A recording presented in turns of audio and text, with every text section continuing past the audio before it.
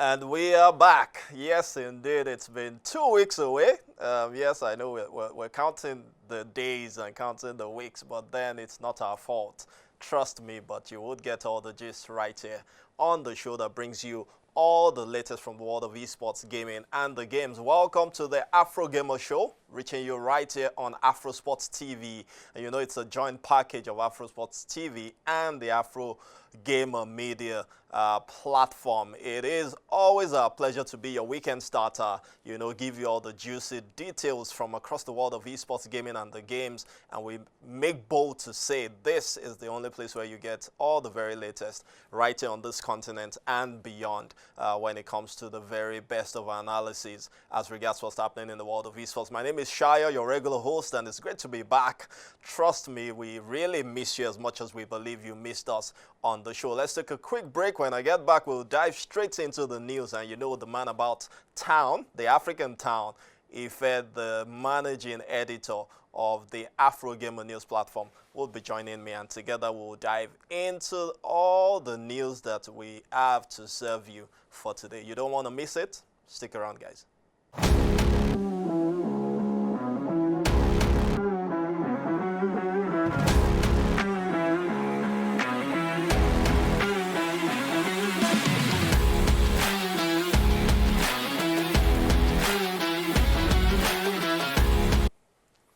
All right, welcome back. It's still the Afrogamer Show, and yes, we're diving straight into the news for today. And we're better to start than tell you why we've been away for 2 weeks, right? Yes, let's tell you about that. And that's the Mobiele Esports Agency taking a trip to Singapore, where it was all about the virtual Taekwondo training. It's the very first public training, and it was good to have a team from Africa being represented by the Mobiele Esports Agency, and you'll be seeing pictures and videos very soon that will make you laugh. Talking about Ife and myself, but I think I dived before introducing Ife. So Ife, how are you doing? Welcome to the show. I hope your body has healed now. Hello, Shaya. It's good to be back. I must really say I have missed the viewers, and I'm just happy to be back to give them, you know, a lot of information that we have put together for them. So they should just buckle up as we unpack all the juicy gist. Definitely. Let's dive straight into it. Let's talk about the trip to Singapore. It was all about virtual Taekwondo training. We had a team from here in Africa, you from Ghana, myself from Nigeria. We had a team from Canada, Italy, and you know Hong Kong also. And it shows that there's something building up, and we're excited. Yes, the virtual Taekwondo, which is published by Refract in Singapore, held their first training for their partners across different regions, and the Mobiele Esports Agency was opportune to be there and represent Africa. Other participants were Europe, North America, and Asia as a whole. So it was wonderful to see the game firsthand. So just the backtrack for virtual sports, they are one of the strong titles which we're suspecting would be part of the Olympic Esports Games. They have also been part of the Olympic Esports Series, Olympic Esports Weekend. So now they're trying to make sure that there's a full representation and each region is aware of what's going on with the title. So it was nice to be there, mingle with other regions, and it just goes to say a lot about, you know, Africa not being overlooked like other global tournaments or global titles when they are doing their global events. So it was wonderful to see that. I believe, you know, on this show, pictures and videos that were captured there at Singapore, you know, our viewers will be able to have a feel of what was going on. Okay. All right, thanks a lot, Ife. Definitely, Singapore was fun. Those who are on my status would have seen the story where you made me eat chicken dumplings and a few other things. But to the meat of the matter, no pun intended. Let's talk about this being beyond even virtual taekwondo. There were talks about rowing, virtual rowing, and of course virtual boxing also in the works. So we know that this is more than virtual taekwondo, right? Yes, it is. It's the whole framework of the Olympic Esports Games. If anyone has been following the Olympic movement in terms of esports, you will notice that there was a certain pattern with Olympic Esports Week and Olympic Esports Series. Yeah. So if you paid attention, you know that they hold virtual sports in high regard. So virtual sports will definitely come above the core esports, and it's just time, especially when we talk about Africa, for us to recognize that we're already, struggling to understand esports or recognize esports. But in this case, virtual sports, the continental bodies, taekwondo, table tennis, lawn tennis, baseball, if we do have one in Africa, need to understand that, it's time to get ready. And I believe it's an opportunity for redemption.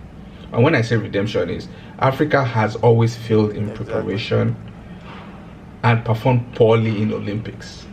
So this is an opportunity to say, okay, fine. Yeah. Yes, this is an opportunity to now jump on it and say, okay, you know what, how can we prepare for this? And once again, to me, I just think, a lot of these presidents in the international federations for Africa need to pay attention, because when you approach them, you hear, oh, we're aware. You approach NOCs, oh, well, we're aware. And why aren't you... Exactly. So why are you not digging deep into why, or how Africa can jump in, or what should be done, or what should be done. Like I've always said, failure to prepare to fail. So you remember in Singapore, the Italians were already saying they were representing Europe to get the knowledge and start to spread it. So once again, Africa needs to sit up. Yeah, so that's it. Definitely, Africa needs to sit up. I think your post on LinkedIn, which is getting a lot of traction, also calls that out and says, Africa, it's time to, buckle up and begin to do stuff. Let's not just hear about these things when we attend conferences and the summits of the international federations. Let the administrators come back home and see how we can effect some of those projects or initiatives right here on the continent. Let's leave that and move to Morocco. It's all about the Pubg activation, and this is a good one. Morocco, we know, takes the lead when it comes to so many things, and this is yet another cap to the feather to their cap. Okay, yes.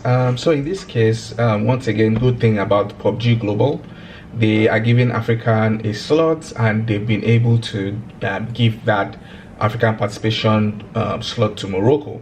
So it's the Pubg Mobile National Championship, where the winners will move ahead to represent Morocco and Africa in the Global Championship for this year. I know last year was held in Birmingham, UK, but I don't remember this year's one. But Morocco, once again, the federation being ahead of the curve, took it as their responsibility to host this. And then they're opening it up to, the Moroccan Pubg community, where everybody can register, everybody can play for that sport. So there are different sports. So there's the final 64, then the 64 will now play for final 16. So they've broken it down. Apparently registration actually ends today. He opened last month. And they're just encouraging the Pubg mobile community to participate, and this is something I've appreciated Morocco for. In this case, they've said Pubg is a team of 4 and as many substitutes, be it 1 substitute, 2 substitutes, 3. They've ensured that your 2 starters have to be Moroccans. Then you can add 1 more person that is in MENA. Then the last person in that team can be from Africa or anywhere else. So they are still promoting those talents, but they are making sure that our hearts are open. We know that they recognize that there are other nationalities, which to me is very very impressive, and I'm happy about that. So they've also going to make the tournament juicy with a prize pool of $10,000 and yes, and you have sponsors like Orange Telecoms, who are giants in Africa. You have Electroplate, it's an electronic company, and then you have one of the mobile device companies, Oppo, who are also huge in Asia. So they will be the ones facilitating and partnering to make sure that the event is a success. So group stages will start in April 20. Group stages April 22nd to 26th, where you have the top 64, and then the grand finals May 2nd to 4th for the top 16. So now today the registration closes, and then the open qualifier starts April 12 to 16. Okay, good stuff. Definitely for the Moroccans. Talking about Orange Telecoms though, we begin to wonder when the Orange Esports experience would be coming back. That was a thing between 2020 and 2023. I think that was the last one. I didn't hear about anything last year, but that's by the way. Let's move on and talk about Cari first. They've launched the Mobile Legend Bang Bang all-female tournament in Cairo, and this is good for that particular title. We've seen so many federations talk about a partnership with Mountain, I believe the publishers of this game, but no activation. But Cari First, coming from the private side, have taken a move that we believe would elevate the game on the continent. Yes, so just to backtrack, the Esports World Cup is starting soon, starting ending of June, and then there's an activation for an all-female Mobile Legend Bang Bang tournament, which is in partnership with the publishers. So now Montun is opening it up to different regions to make sure that there is equal representation and inclusion. And obviously they've looked at it and saying that Egypt seems to be the most present in terms of Africa on their game platform. So they have partnered with Insomnia to run the qualifiers, and once again Insomnia also decided to work with a local partner, which is Cari First, to push it. So Cari First just coined it as a Cari First Cup, which they started last year with the Call of Duty Mobile. So it was just an opportunity for them to key in. Once again, majority of the focus will be on the MENA region, but they've been graceful enough to open qualifiers and registration to countries like South Africa, Nigeria, Ghana, Kenya, and Morocco, which is already in MENA region. So, once again, we're happy it's inclusive, by giving the females a voice to keep jumping to esports, and also open registration, ends in April 2nd, and then the qualifiers will start April 4th, where all the regions in Sub-Saharan Africa would compete. And then the Egypt qualifiers will be between April 10 to 12, and then the grand finale will be in April 24 to 26. So I'm seeing a few stakeholders, pushing it on their social media platform. I don't know if they do. Yes, I don't know if they actually do have active female MLBB communities, because I've noticed a trend of they just find a group of 5 to 7 girls, and for every female title they just keep using the same ladies. They play Dota, they play Rocket League, they play MLBB. Exactly, which doesn't translate to yes, which doesn't translate to growth. But once again, I will not be surprised if it's the same ladies who are going to play again. But once again, we're happy that the females are being included, and then let's see how that turns out. Okay, we need to run along, Ife, but let's take this final story from the African continent before we take a break, and that's talking about the Call of Duty Mobile World Championship. There isn't much information here, so we'll just touch on it briefly. And that's talking about involving Africa for the first time in 2025. We don't even know the structure yet, except you have that gist and I don't. But it's good to have it happen. We've done a lot. We know our record in terms of what we've done with Call of Duty Mobile in the past, including the World Connected series with the Global Esports Federation in 2020 December. So this is a good news that Call of Duty Mobile finally brings something to the continent in the year 2025, 5 years after that huge one we did back in the days. Yes, Shayo, the question is, why has it taken so long? because true. if you track back to when we started running activations, there's no the communities were very, very active. So why did it take so long? Vibrant. Yes, it's not just acceptable from the publishers of the game. Although I know, was it last year or 2 years ago, where they included Africa just to play preliminaries, where you can just play round one, but even if you do well, you're not moving anywhere, which obviously doesn't count as full inclusion. But now the inclusion in this case means that Africans will play themselves. The top 16 or the top 8 will be able to proceed or move ahead. So that is good news. More details haven't been revealed, but we're just looking forward to what that would be, and we're looking forward to which team would now take the backpack of Africa to represent us in the grand final. So I'm really excited about that, and let's see how that goes.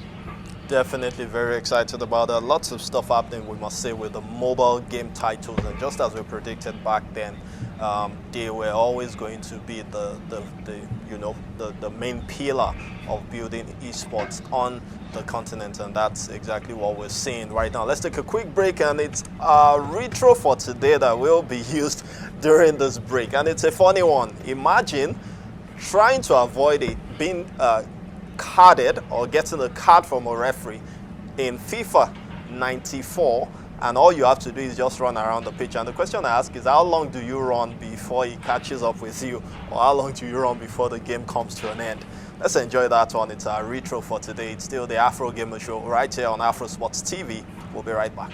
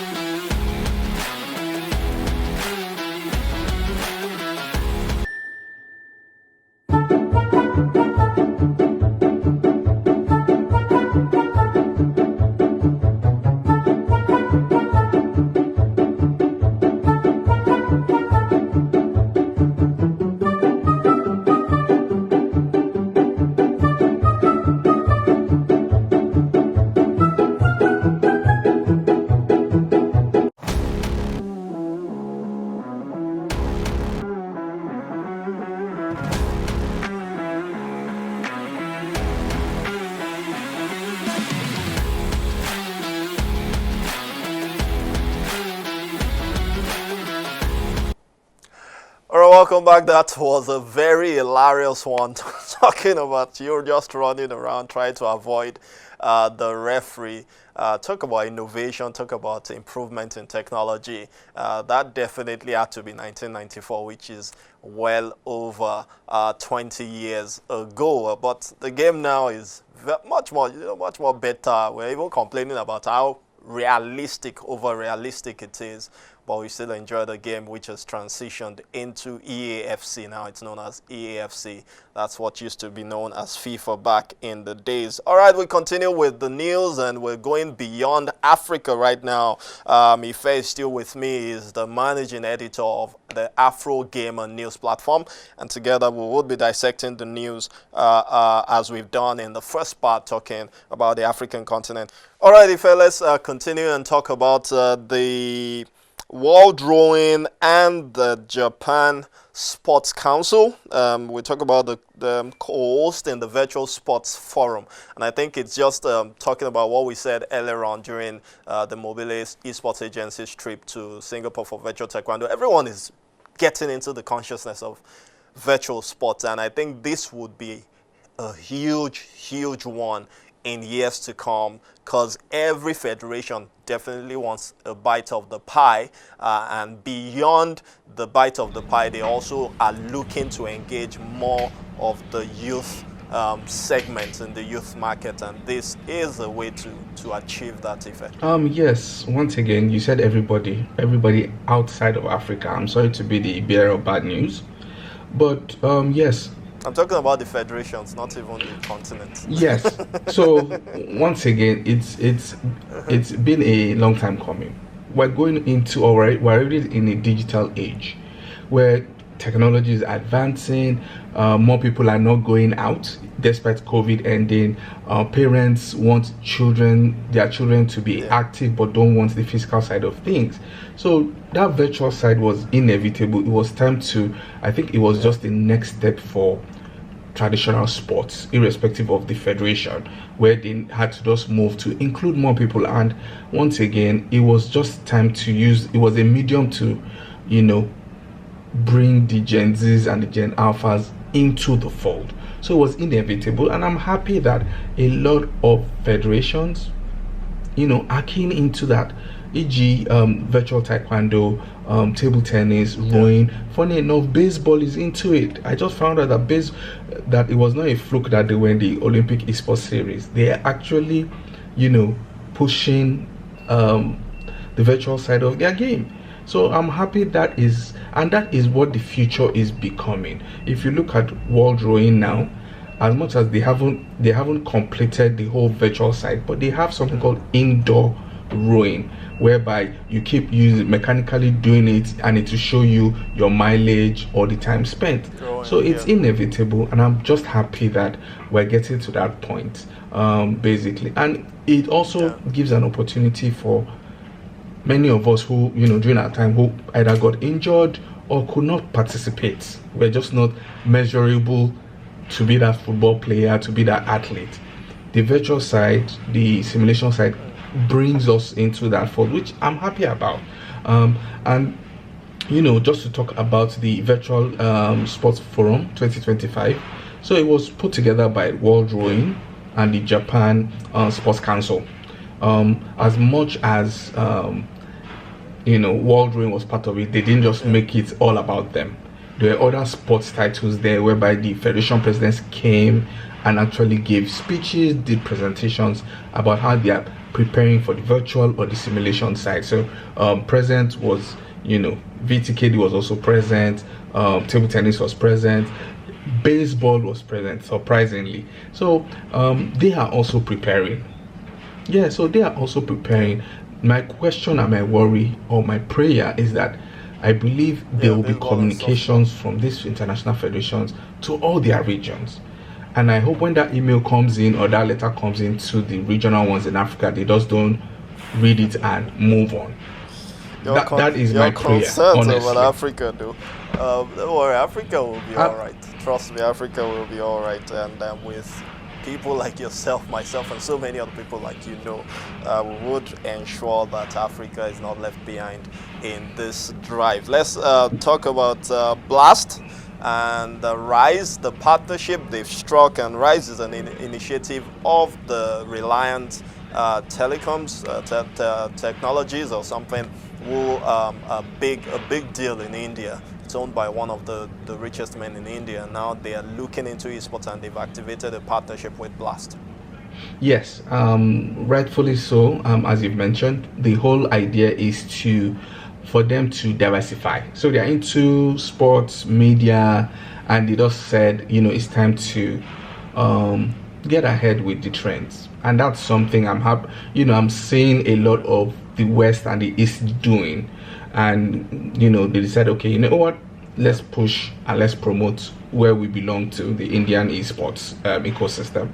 And they decided to work with Blast. So what Blast will do, Blast will come in as subject matter experts, help them with tournaments, help them with how they can build their ecosystem. So that is also impressive. And I think that is also, once again, I'm sure I'm sounding like a broken record, is that technological companies in Africa need to start to jump on the curve, because we already know if it's not fintech, they are not interested, or or whatnot. But esports is becoming a trend.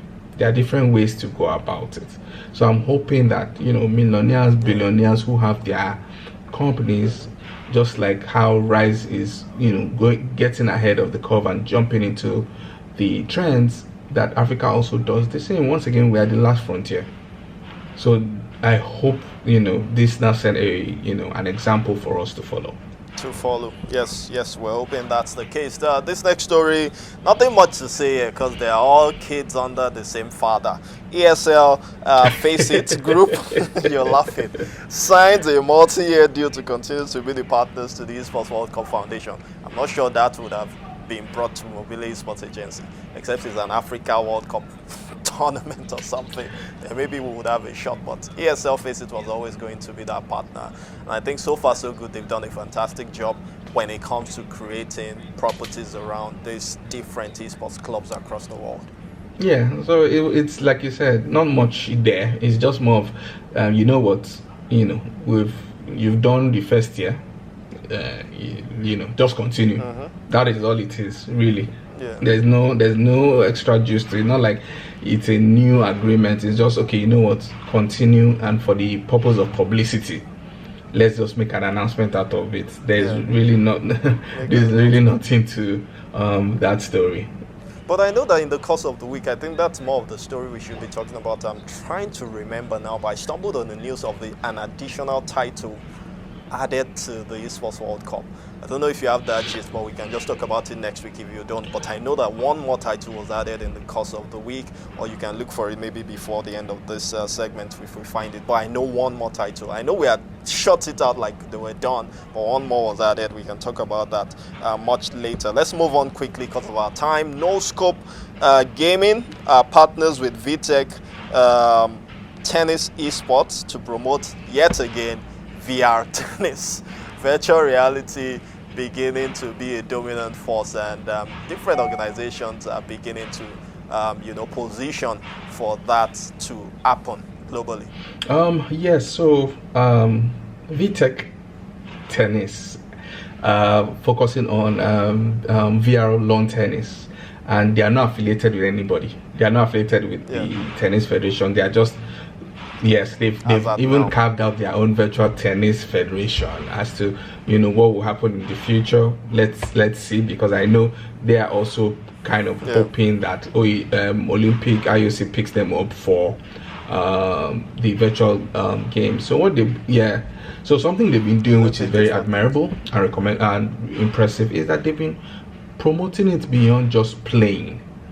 They're trying to get it into tennis clubs, into schools, as an actual activity or activation. Okay. So now they are based in Europe and the Americas. Now they've pushed their boundaries to India, where they partner with NoScope. Like, okay, now let's see how you push it into school. So I'm hoping that kind of expands into other regions, most especially Africa, so that we can also have a feel of what virtual tennis is. Although they've been having different championships. I think they have this year's on, where winners would go to Las Vegas, and I was looking at they're showing their map as to where gamers are from, and you have maybe a few people from Africa playing, which is impressive.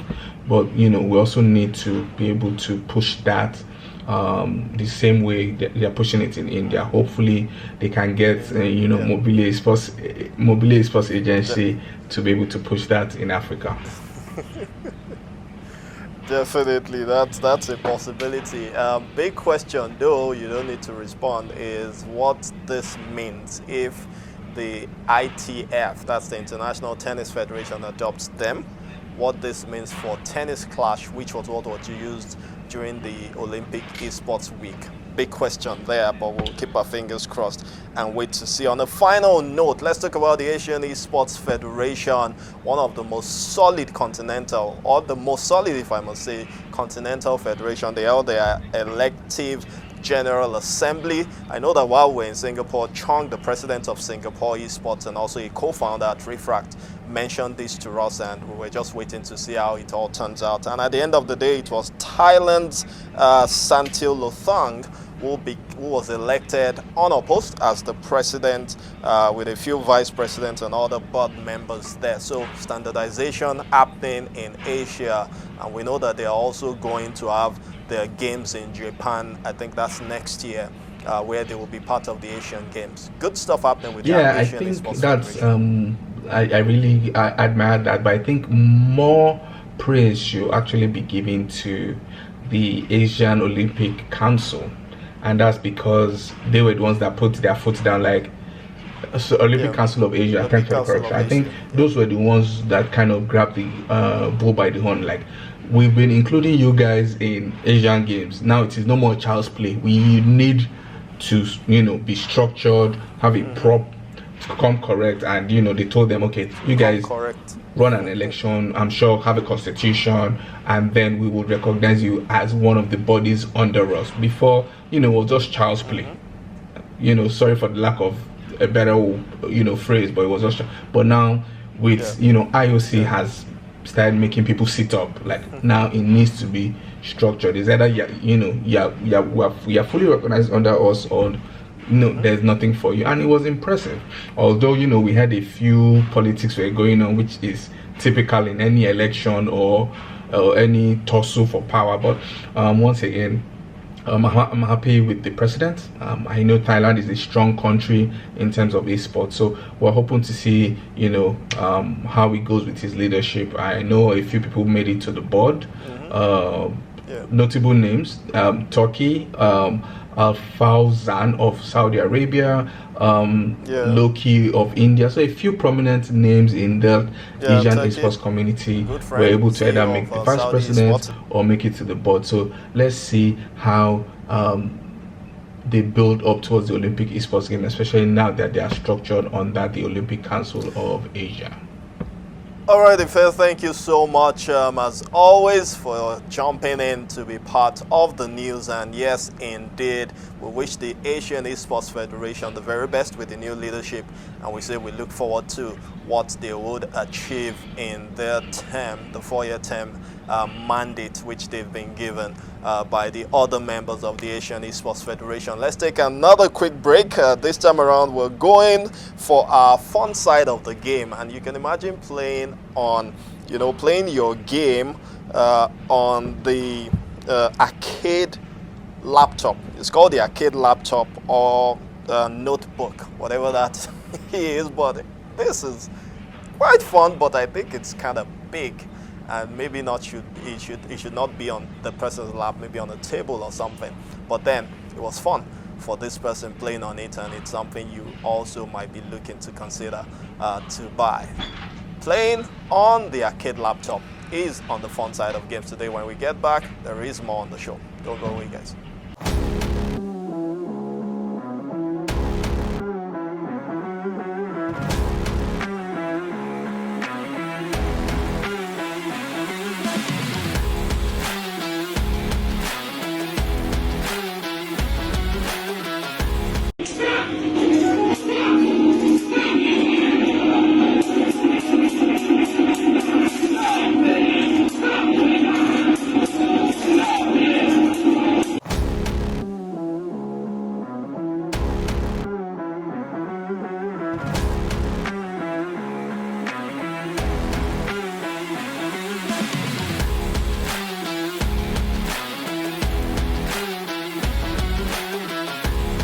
Welcome back. It's the final lap of the show, and it's been an exciting one indeed. One that's worth it. I haven't missed out for 2 weeks.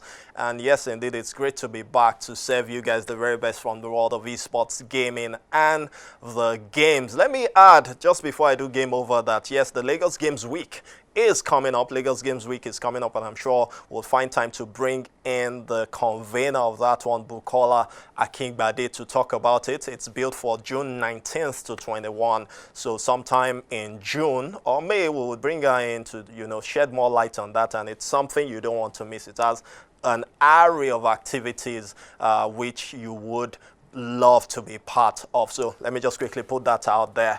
Thank you so much. Game over. For our game over for today, it's something thought-provoking as usual. We don't leave you without something to think about all weekend. So as I always say, come close. Let's talk about it. With a trip to Singapore to be part of the virtual Taekwondo training and seeing some other things, and also, interacting with the president of the Global Esports Federation and the entire team there is a call for Africa's consciousness in the world of the virtual world. with virtual taekwondo, virtual tennis. We talked about virtual table tennis also, and so many other federations coming up with a virtual side. Many questions will be asked how ready we are in Africa for this different or new revolution that is coming with the world of esports, and that's coming from the Olympic side. Many questions will be asked of different federation presidents and how prepared they are to, onboard the different federations under them, national federations under them. And more importantly, let's talk about the NOCs, starting with the NOCA and, of course, the different national Olympic committees and how ready they are to get into the frame of things, because this is a fast-paced moving world and ecosystem, and one that we believe that no one should be left behind, considering the fact that this is a fresh slate for all of us to begin this journey known as the Olympic Esports Games. We are excited about it, and we expect that the leadership, the administration, the government, and all the stakeholders would also catch this vibe, catch this fire, and be ready to ensure that Africa does not just have a representation there, but one that's worthwhile and is indeed result-oriented. That is the game over for today, guys, and it's great to have been part of the show for today. My name is Shayo, your regular host. Do enjoy the weekend. I'll catch you next week. Bye for now.